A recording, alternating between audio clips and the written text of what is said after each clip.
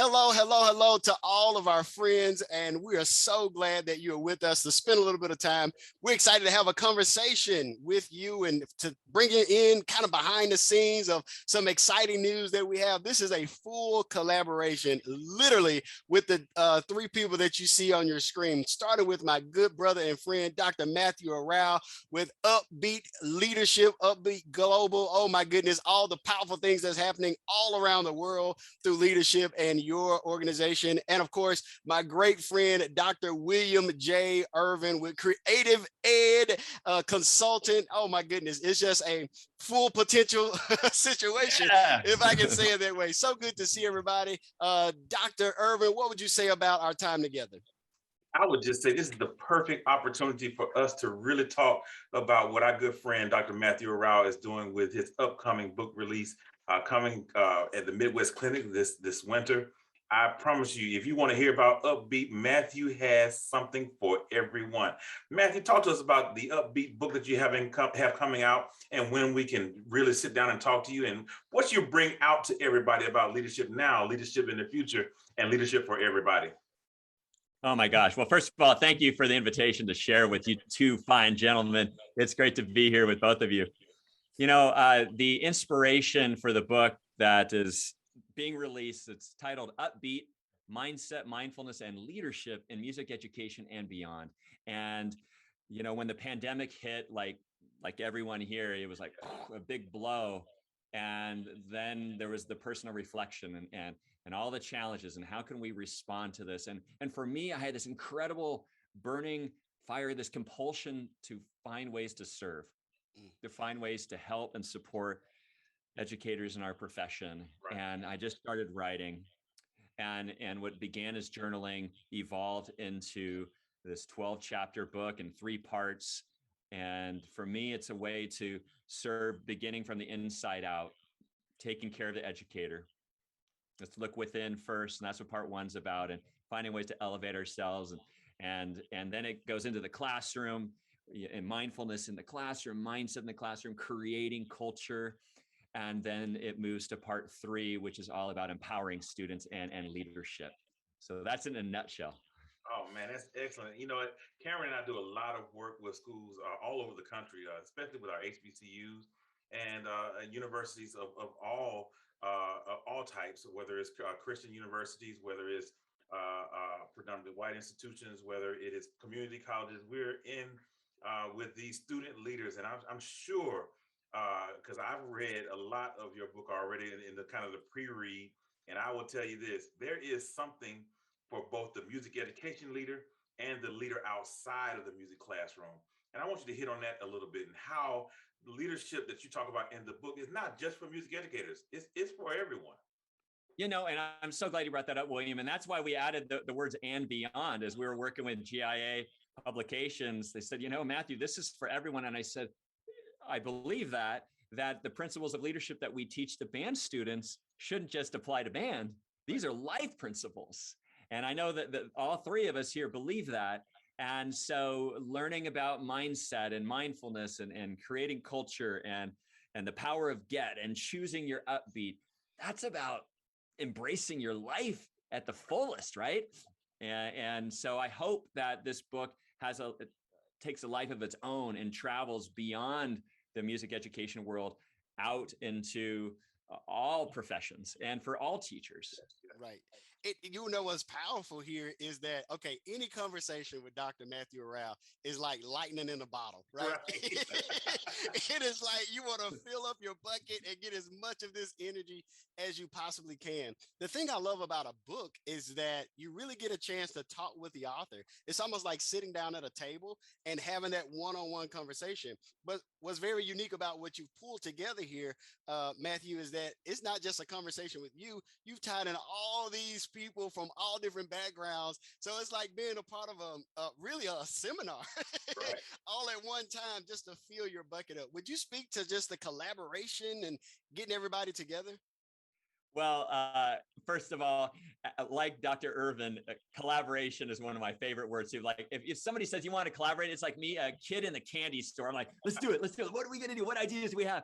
And I'll tell you what, I was working with one of my good friends in Iowa, a great band director named Jason Girth, and he was actually looking over the manuscript and giving some great editing ideas. And just in the sidebar, he wrote this story about a personal story involving mindset and growth mindset. And I said, oh, I love that. Could I use that in the book? So that ended up because I said, well, what if I could talk to music teachers for all 12 chapters and have a personal story just to make it more real and authentic.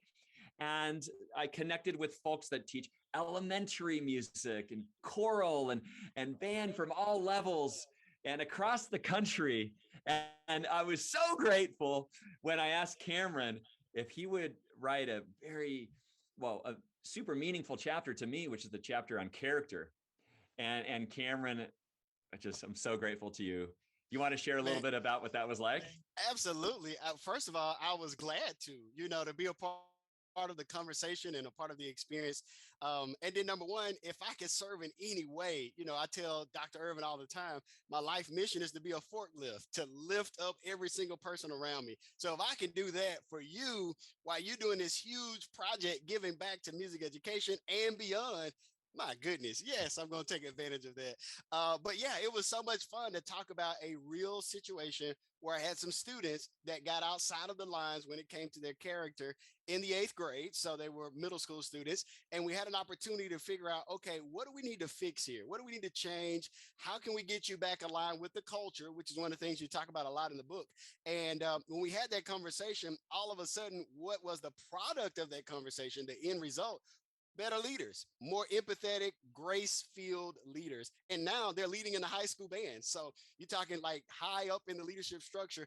And I'm so excited that, that's just one little story of these other 11 amazing stories with everything else that's happening in the book. It's just a power-packed event. You know what? That's what I'm going to call your book. It is an event. That's what it is. It's an experience. It's not just a book. That's exactly what it is. And I wonder, Matthew, what did you think when you got that feedback from those of us that you chose to read the book beforehand? What was what was that like for you? Well, it was so meaningful, first of all, to ask my heroes to read through my book and to then receive these affirmations that what I was sharing is important, is like necessary for today. Comments from folks like Paula Kreider, like, this is a book you're going to want to read and reread and reread, or folks like Tim Lotzenheiser, just sharing how incredible this book will make an impact in music education, and Dr. Earvin here, just what you shared. And so we actually start off the book with advanced praise. So you kind of get to know people that you're familiar with and read through what they thought about it. But gosh, I'll tell you what, I'm just filled with gratitude, and gratitude is such a theme in the book, isn't it? It is.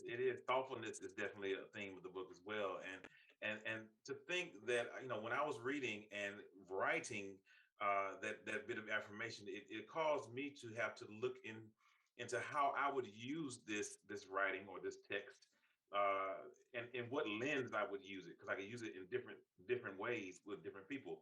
And thinking about everybody that we come into contact with via webinars or via in-person professional developments or band camps or whatever it is, there is something for everybody, every ethnicity, every culture, every gender. This is about building the holistic leader, the thoughtful leader, the mindful leader, one who is not afraid to shift mindsets and grow with the people that they're trying to lead.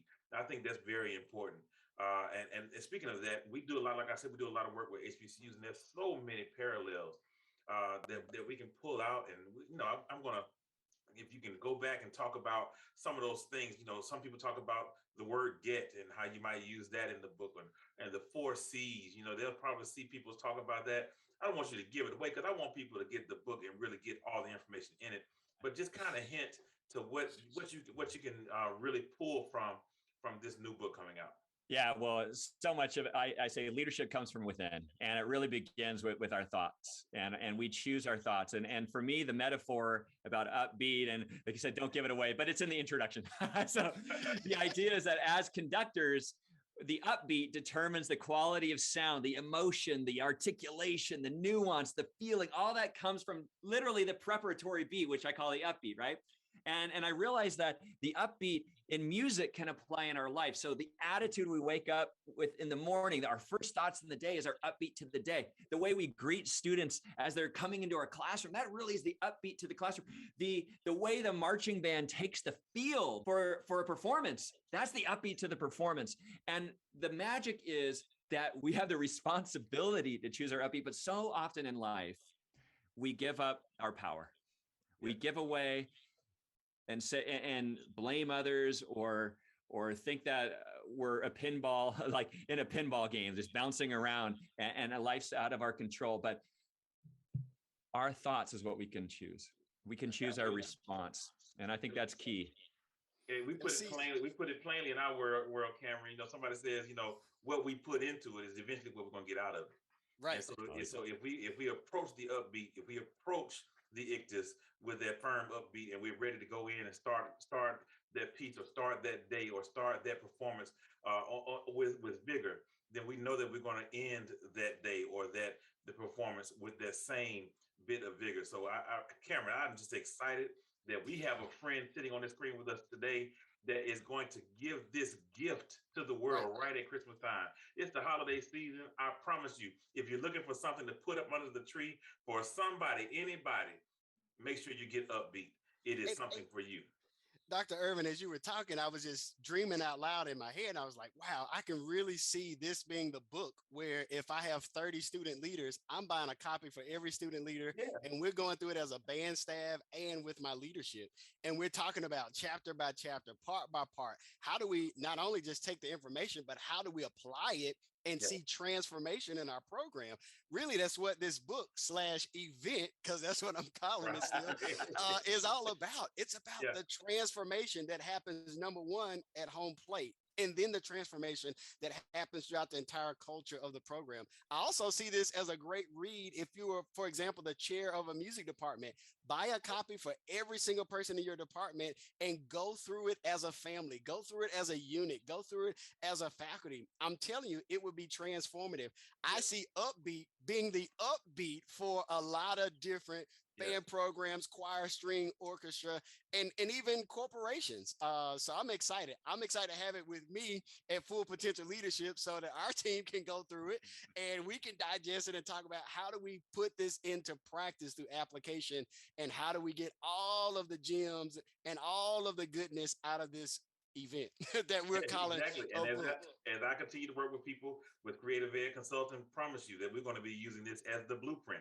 Just as I said in the book, we're going to use it as the blueprint, as the framework of how to build thoughtful leaders and how to build those who are conscious about how to lead and how following is important, how listening is important, and how opening and changing your mindset, being open to change is important. I'm just touched and honored by what you're sharing here today. For me, as I created the book, I wanted to write a book that I would want to read. You know what I mean? Right. I'm an avid reader, as when you look at the bibliography, you'll notice, but I love reading. And I wanted a book that would, offer ideas, fresh perspectives, inspiration, but also something that you could put into action. Yes. And that's the key. It begins with our thoughts, but it doesn't end with our thoughts. It's what you do with those thoughts. Absolutely. And so for me, I conclude every chapter with application strategies of like, boom, you can apply it in your life this way. And then how do we bring it into the classroom? And then next, I think personal reflection is essential. I was about to say, Matthew, I'm so excited that you give people an opportunity to reflect and write journals and really, you open up an opportunity for us to share with others who are reading the book so that we can grow together. So that's that collaboration, like you said, Cameron, earlier, collaboration on so many levels. This book offers you so much, man. Yes, and then to conclude with quotes. I don't know about you, but I love quotes, and I wanted to distill it down. These are highly selected quotes that align with the themes of the chapter. And some educators, we like to write them on our board or smart board to inspire students. Because, you can have one quote and have an hour-long engaging conversation on one quote. So I'm hoping that there's always something for the reader, that there's something that you're going to resonate with. And just to share one thing that's been interesting to me, you mentioned the advanced readers. And one of the interesting things that happened was it seemed every reader focused on a different aspect of the book. Like something that really touched them or resonated. Like it felt like Scott Edgar really resonated with the social emotional learning aspect and mindfulness in particular. Scott Rush resonated with connection. Like that was central, connecting with folks. And so others, the leadership part was what really resonated. And that made me really happy that it can reach people where they're at and what they need in the moment. It is a full warehouse. That's why I call it an event. It's a full warehouse of all the good things, man. That's why I'm excited. I can't wait. I'm going to be in Chicago. Dr. Earvin's going to be in Chicago. I'm in line to get my copy. Like I want it the right way. I don't want it, before anybody else. I want to stand in line. I want to get the autographed copy. I want the whole experience. And Dr. Earvin and I have talked about, we want to be right there. We want to be right there. We want you to sign it. We want you to put your extra touch on it. And we want to encourage others to come and sit with you and talk with you and come and hear you as you are one of the clinicians at this Midwest Clinic, the 75th Midwest Clinic. And I just want to make sure you tell people where you're going to be and what you're going to be talking about. Oh, well, fantastic. Well, I'll first of all share, because a lot of stuff is happening on Friday at Midwest on December 17th. So 10:30 a.m. I'll be at the GIA booth. As for the official book signing, I'm going to show up a little bit early, and I'm sure I'm going to stay a little bit late. But it'd be great to see all you, be a reunion with so many folks, and love to have the honor of signing your book or just talking and meeting you. So that's Friday at 10:30 a.m. And then that afternoon, I'll be giving a clinic at 2:30 in W184. And I get to collaborate with two wonderful co-presenters that I worked with last year through COVID virtually, working on creating culture, creating a compassionate community and positive culture with two fantastic directors from the Boston area, Lexington High School, Jared Cassidy, and Belmont High School, Ali Lacasse. And our clinic is going to share how you can, well, I'll give you the title. It's Fine-Tuning Ensemble Culture and Why It Matters. Intentionally creating a positive community through conversation and collaboration.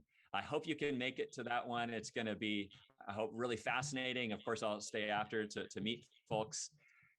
For those of you that can't get to Midwest, you're welcome to go to my website, upbeatglobal.com. Yeah. And even if you are going to Midwest, you can pre-order it right now. We also have a book page of that website. It's upbeatglobal.com/book. Go straight to the book page. But excited to share it and, give it as Christmas gifts, holiday gifts, share with administrators. A lot of music teachers, I'm giving this to my administrator. Other folks are, like you said, they're distributing it to the music department. University music education students are being drawn to this. Some colleges have already decided they're going to use this as part of their music education curriculum. And of course, I'm really excited about that. That's huge. Well, you have given us a lot to think about moving into the holiday season. I know I'll be getting a couple of copies because I want to give one to a couple of people that I already thought about just while you're talking about who to give it to. So I'll make sure that we get that going. But I want to say this before I turn it over to Cameron to take us out. Matthew, I appreciate you. I'm proud of everything that you're doing. I tell all my friends from all walks of life, make sure you get this book. Cameron, take us home. Listen, this book, this experience, this event, all bottled into one thing. It's all about relationships and connecting with each other and understanding what's inside so that when we get together, we're bringing our best selves. And that's really the hardest part of leadership, is showing up full, showing up, making sure that you are ready to meet the challenges of the day. And I'm excited because not only does Matthew really address all of that in his book, but he is that person through and through. He is the champion of that message. And so proud to know him. Dr. Earvin, same thing to you, man. So proud to know you. And it is just so cool to see how we are collaborating together and how that's happening all across music education. So to all of you, take care. Look forward to seeing you at Midwest. See ya.